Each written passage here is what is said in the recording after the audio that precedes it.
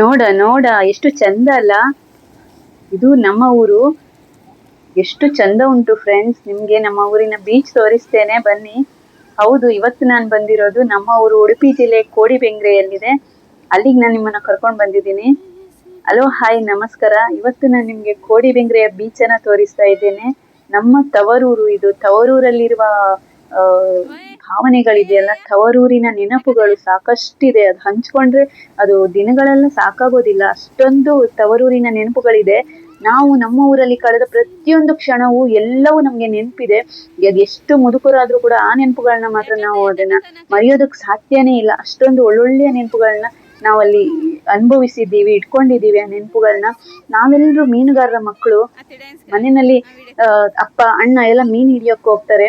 ಮನೆಯಲ್ಲಿರುವ ಹೆಂಗಸರು, ಅಮ್ಮ, ಅಕ್ಕ ಅವರೆಲ್ಲ ಮೀನ್ ಮಾರ್ಕೊಂಡು ನಮ್ಮ ಜೀವನ ಸಾಗ್ತಾ ಇತ್ತು. ಹಾಗೆ ನಾವು ದೊಡ್ಡವರಾಗಿರೋದು. ಆ ಜೀವನವನ್ನ ನಾವು ಮುಂಚೆಯಿಂದಾನು ಕಂಡ್ಕೊಂಡು ಈ ಸಮುದ್ರ, ನದಿ ಎಲ್ಲವನ್ನ ನಾವು ತುಂಬಾ ಹತ್ರದಿಂದ ನೋಡಿದ್ದೇವೆ. ನಮ್ಗೆ ಅದೊಂಥರ ಈ ಸಮುದ್ರ ರಾಜ ನಮ್ಮ ತುಂಬಾ ಒಲವು. ಯಾಕೆಂದ್ರೆ ನಾವು ಮೀನುಗಾರರ ಮಕ್ಕಳು. ಮೀನುಗಾರರೆಲ್ಲ 24 ಗಂಟೆ ಸಮುದ್ರದಲ್ಲಿ, ನದಿನಲ್ಲೇ ಮೀನ್ ಹಿಡಿಯೋದಕ್ಕೆ ಹೋಗ್ತಾರೆ. ಅವರ ಜೀವನವೆಲ್ಲ ಸಮುದ್ರದಲ್ಲಿ, ನೀರಲ್ಲೇ ಆಗಿರುತ್ತೆ. ಆದ್ರಿಂದ ನಮ್ಗೆ ಈ ಊರಲ್ಲಿ ತುಂಬಾ ಒಲವಿದೆ, ತುಂಬಾ ನೆನಪುಗಳಿದೆ. ನಮ್ಮ ಒಂದೊಂದು ಈ ಪರಿಸರ, ಒಂದೊಂದು ಜಾಗ, ಒಂದೊಂದು ಮರ ಗಿಡಗಳು, ಒಂದೊಂದು ಮನೆಗಳು, ಒಬ್ಬೊಬ್ಬ ಮನುಷ್ಯರು ಕೂಡ ನಮ್ಮ ಬಗ್ಗೆ ಒಂದೊಂದು ತುಂಬಾ ನೆನಪಿರುವ ಕಥೆಗಳನ್ನ ಹೇಳ್ತಾರೆ. ಸಾವಿರಾರು ನೆನಪುಗಳ ಕಥೆಗಳನ್ನ ಹೇಳ್ತಾರೆ. ಒಂದಲ್ಲ, ಎಷ್ಟೊಂದು ಸ್ಟೋರಿಗಳಿದೆ, ಎಷ್ಟೊಂದು ನೆನಪುಗಳಿದೆ ಒಂದೊಂದು ಜಾಗದಲ್ಲೂ ಕೂಡ. ಅಂತ ಒಂದು ಅದ್ಭುತವಾದಂತ ಒಂದು ಭಾವನೆಗಳ ತವರೂರು. ಅದನ್ನ ವರ್ಣಿಸೋದಕ್ ಸಾಧ್ಯನೇ ಇಲ್ಲ. ಅದು ನಾನು ಕೋಡಿಬೆಂಗ್ರೆ ಅಂತ ನಾನು ಹೇಳೋವಾಗ್ಲೇ ನಾನು ತುಂಬಾ ಭಾವುಕಳಾಗ್ತೇನೆ. ಯಾಕೆಂದ್ರೆ ಅಷ್ಟು ಕನೆಕ್ಷನ್ ಇದೆ ಈ ಊರನ್ನ. ಇವಾಗ ನಾವು ಮದುವೆಯಾಗಿ ಬೇರೆ ಊರಿಗೆ ಹೋದ ಹೆಣ್ಮಕ್ಳೆಲ್ಲ ಇವಾಗ ನಮ್ಗೆ ಒಂಥರ ಗಿಲ್ಟ್ ಕಾಡುತ್ತೆ.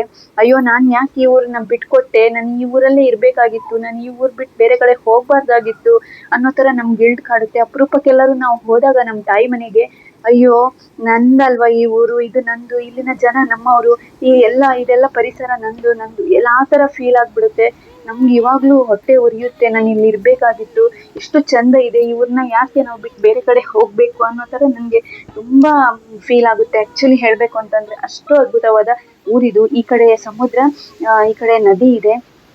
ಮಿಡ್ಲಲ್ಲಿ ನಮ್ಮೂರು ಒಂಥರ ದ್ವೀಪದ ತರ ಇದೆ. ಈ ಸಮುದ್ರದ ಕಡಲ ತೀರದಲ್ಲಿ ಇರೋದೇ ನಮ್ಮ ಮನೆ. ಜಾಸ್ತಿ ದೂರ ಕೂಡ ಇಲ್ಲ. ಅಲ್ಲಿಂದ ಒಂದ್ ಎರಡ್ ಮನೆ ದಾಟಿದ್ರೆ ರೋಡ್ ಬರುತ್ತೆ. ಆ ರೋಡ್ ಹತ್ರಕ್ಕೆ ನದಿ ಇದೆ. ಇದು ಒಂಥರ ನದಿ ಮತ್ತೆ ಸಮುದ್ರ ಸೇರುವ ಸಂಗಮ ಕೂಡ ಇದೆ. ಅಷ್ಟು ಅದ್ಭುತವಾದ ಕಡಲ ತೀರ ಇದು ಇರೋದು ಉಡುಪಿ ಜಿಲ್ಲೆ ಕೋಡಿಬೆಂಗ್ರೆಯಲ್ಲಿ. ಎಷ್ಟು ಅದ್ಭುತವಾಗಿದೆ ಅಂತ ಹೇಳಿದ್ರೆ ಹೆಜ್ಜೆ ಹೆಜ್ಜೆಗೂ ಒಂದೊಂದು ದೇವಸ್ಥಾನ ಕೂಡ ಇದೆ. ಒಂದ್ 10 ಹೆಜ್ಜೆ ಇಡ್ಲಿಕ್ಕೂ ಒಂದೊಂದು ದೇವಸ್ಥಾನ ಸಿಗುತ್ತೆ.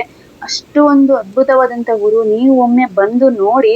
ನೀವು ಹಾಗೆ ವಿಡಿಯೋ ನೋಡುದಲ್ಲ, ನೀವು ಆ ವಿಡಿಯೋ ನೋಡಿದ ತಕ್ಷಣ ಸರ್ಚ್ ಮಾಡಿಕೊಂಡು ಈ ಊರಿಗೆ ಬಂದು ನೋಡಿ. ಇದು ಡೆಲ್ಟಾ ಬೀಚ್ ಅಂತ. ನೀವು ಯೂಟ್ಯೂಬ್ ಅಲ್ಲಿ ಅಥವಾ ಗೂಗಲ್ ಅಲ್ಲಿ ಹಾಕಿ ನೋಡಿ, ಡೆಲ್ಟಾ ಬೀಚ್ ಅಂತ. ಎಷ್ಟು ಅದ್ಭುತವಾಗಿದೆ ಅಂತ ಹೇಳಿದ್ರೆ ನೀವು ಒಮ್ಮೆ ಬಂದ್ರೆ ಮಾತ್ರ ಮತ್ತೆ ಮತ್ತೆ ಬರ್ಲಿಕ್ಕೆ ಇಷ್ಟ ಪಡ್ತೀರಾ ಅಂತ ಒಂದು ಸ್ವರ್ಗ ಇದು.